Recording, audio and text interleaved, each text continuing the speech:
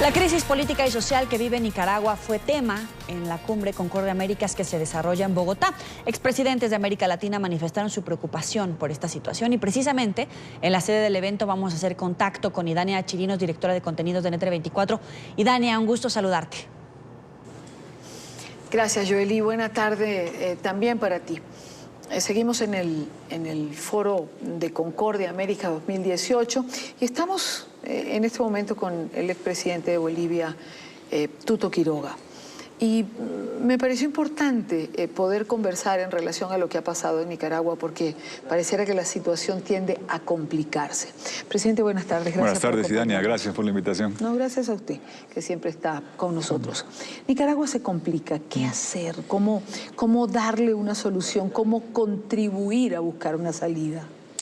A ver, primero, comprender de dónde viene el problema. Esto es parte del daño colateral de la implosión económica de Venezuela, que este siglo XXI, con la bonanza china que llenaba los cofres y las arcas fiscales de aquellos que exportaban petróleo, energía, comida, minerales en Sudamérica, sabemos que generó ingentes cantidades para PDVSA, que en lugar de destinarlas al desarrollo, se las robaron, las despilfarraron y las usaron para sostener a regímenes satélites, muchos de ellos en Centroamérica y Caribe.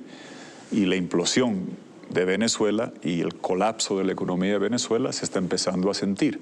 En Haití se acabó la vaca petrolera venezolana, tuvieron que subir el combustible, anarquía, protestas, violencia. En Nicaragua se acabó la vaca petrolera que le permitió a la pareja perversa Ortega Murillo comprar canales, hacer negocios, satisfacer sus intereses. Cuando se acabó eso, le cayeron al fondo de pensiones, se llevaron ese dinero y cuando estaba por reventar, hicieron la propuesta de decir, trabajador, te voy a cobrar más, voy a subir tu cotización, trabajador y empresario, jubilado, te voy a recortar tu pago, y pasó lo que hemos visto estos 3 meses. Ese es el origen.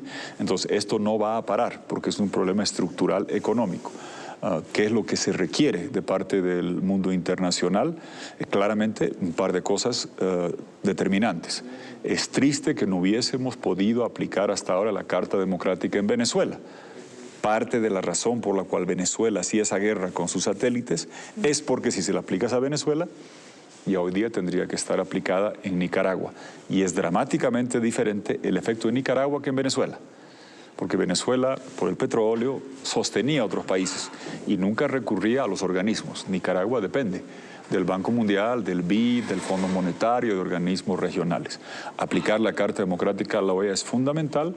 El NICA Act para las sanciones a esta pareja perversa que ha robado enormes cantidades de dinero es imprescindible, y mientras tanto seguir alentando a esa Iglesia Católica que está cumpliendo un papel ejemplar. Me atrevo a predecir que don Silvio Báez va a ser el personaje del año en América Latina. No solamente saca comunicados, no solamente da sermones, se para por delante, protege a esos jóvenes tan valientes, y estoy seguro que el pueblo nicaragüense va a seguir en rebeldía hasta recuperar democracia y libertad. La comunidad internacional tiene que actuar con mayor celeridad. Se tarda mucho en dar respuesta y eso cuesta vidas, como estamos viendo en Nicaragua. Bueno, hablamos de una cifra ya de más de 300 muertos, creo que la han actualizado a 350 en el día de hoy. Además, es una cifra oficial, digamos, la registrada. El subregistro no sabemos. Hay algunos desaparecidos no contados. ¿A dónde llega? Sí, hay desaparecidos, más de 1.500 heridos. En cuanto a Monseñor Silvio Báez, en este momento la propia Iglesia lo está protegiendo. En este momento no es de tan fácil ubicación, evidentemente. Me imagino que Ortega tiene el foco en Monseñor Báez. ¿Cree usted que se atrevan? Bueno, ya se atrevieron a agredirlo. ¿Cree usted que se atrevan, presidente, a ir más allá de una simple agresión?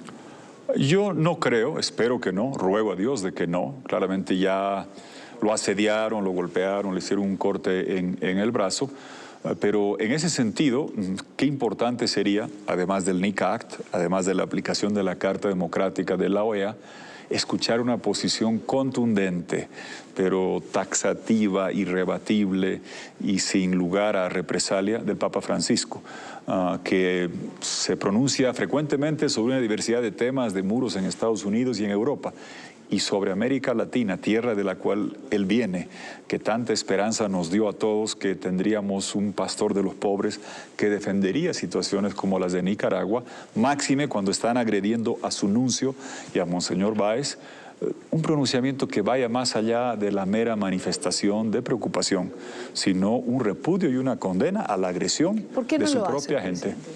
No lo sé, es inexplicable, cuesta comprender, es lamentable, duele, porque fue doloroso ver cómo guardó silencio en el caso de Venezuela y ahora vemos que se va repitiendo esto.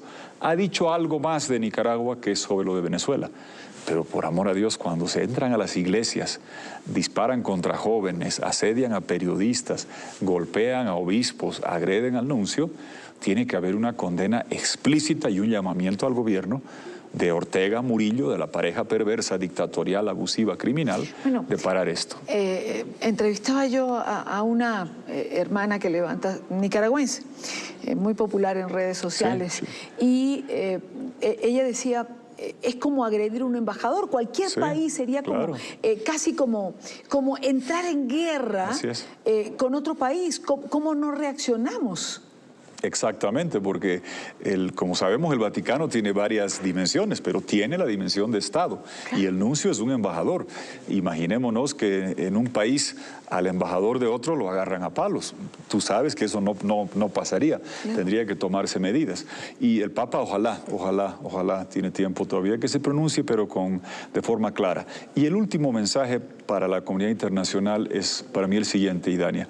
Tenemos que aprender que estos regímenes autoritarios empiezan cometiendo algunos, es como un tobogán que acelera su declive. Al principio cometen algunos abusos, cierran un canal, enjuician a un periodista, enjuician a alguien que hace caricaturas en el periódico, persiguen a un alcalde, persiguen a un diputado, 2 diputados, inhabilitan a María Corina y la gente dice, bueno, es parte de la gresca política. O algún periodista que se excedió y van condonando la comunidad internacional el inicio del declive. Y después, cuando la situación se pone peor, cuando hay la caída económica venezolana, no tiene plata en Nicaragua, viene el declive, el tobogán se acelera, y ahí empieza la represión sin límite, presos por doquier como en el caso de Venezuela, exiliados por todo lado y luego cuando ahora va la CIDH, lo que pasa es, claro, pero ¿cómo reaccionar con anticipación? Es decir, ¿cómo tener esa medida de a dónde van a llegar que nos permita una reacción previa? A ver, muy claramente había 2 instancias en Nicaragua y hay una en Bolivia que está en curso.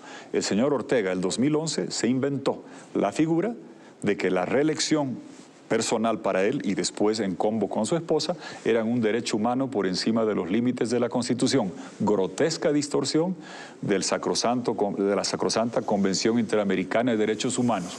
Y en la comunidad internacional hizo mutis por el foro. Era el 2011, evidentemente.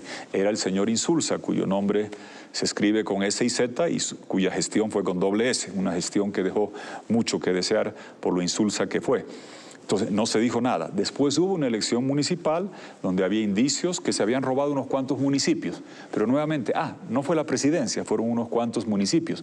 Pero si no se tiene una posición para cuestionar el inicio de estas actitudes abusivas y autoritarias, cuando finalmente el sistema interamericano visita, se pronuncia, Naciones Unidas habla y el tobogán ya está en una pendiente acelerada, es más difícil detener. Fíjate que esta maniobra jurídica de Ortega, el 2011, de pretender que ser tirano es un derecho humano y poder candidatear por encima de los límites, es lo que está haciendo Evo Morales. Por eso digo, vamos a esperar que nos meta presos a todos, o que desate una violencia sin límite, o va el sistema interamericano a actuar ahora a tiempo. Con la Corte de San José y la Comisión de Derechos Humanos hemos hecho recursos para evitar que Bolivia siga en el tema de Nicaragua. ¿Por qué le cuesta tanto a la región reaccionar? A ver, hay una inercia burocrática natural, pero también hay que entender que veníamos de la madre del cordero estaba en Venezuela. el proyecto hemisférico más importante que en este siglo y en la historia, que logró controlar y daña 22 de 34 votos en la OEA. Y el secretario general, el 2008, Venezuela tenía 22 de 34 votos con Petrocaribe, Albaniza, Alba y estos regalitos por acá o por allá. Ahora no, ha mermado la influencia. Todavía están logrando retener un tercio para defenderse. Y más que con petrodadivosidad, con petrochantaje. No es tanto lo que te están dejando de dar, que ya no tiene para dar Venezuela, sino el chantaje de decir, ajá, canciller de país tal o cual, a su país hace unos años hicimos unos negocios turbios y lo vamos a denunciar. Entonces, pero ¿usted cree que va a ser más fácil entonces reaccionar en relación a Nicaragua que lo que se tardó en reaccionar por Venezuela porque ya no hay la petrochequera? Yo creo que va a ser más... es decir, es más urgente. Yo no sé qué, es decir, la estrategia de bloquear la censura internacional de Venezuela era para proteger a sus aliados, para proteger a Correa cuando atacaba a periodistas, para proteger a Evo Morales cuando viola el referéndum, para proteger a Ortega cuando se hace reelegir. Pero ahora hay que entender que lo de Nicaragua reviste gravedad. Sí, lo de Maduro ha sido terrible, una represión autoritaria, atroz, feroz, pura, dura, inédita. Pero Ortega, en 3 meses... lleva, y yo no quiero entrar en lo morboso de la contabilidad de cuántos jóvenes ha asesinado, pero en 3 meses ha hecho en un país mucho más pequeño, ya tiene casi más muertos y heridos que Maduro en todos sus años. Y siendo en un país más pequeño, creo que eso ha traído una sensación de urgencia y el papel tan activo, tan meritorio, tan loable de la Iglesia Católica, ha logrado poner reflectores sobre este caso que hoy, por la violencia que se sigue desatando mientras estamos hablando, han matado a una persona más en Masaya. Entonces está, por lo que está sucediendo, primera en la lista de prioridad de atención de la comunidad internacional. Y, como ha dicho Laura Chinchilla, estoy convencido que si la comunidad internacional articula sanciones, aplicación de la Carta Democrática en Nicaragua, el NICACT, va a ser más fácil después aplicarlo para Venezuela y va a terminar beneficiando a Venezuela, porque esto está interconectado. Claro.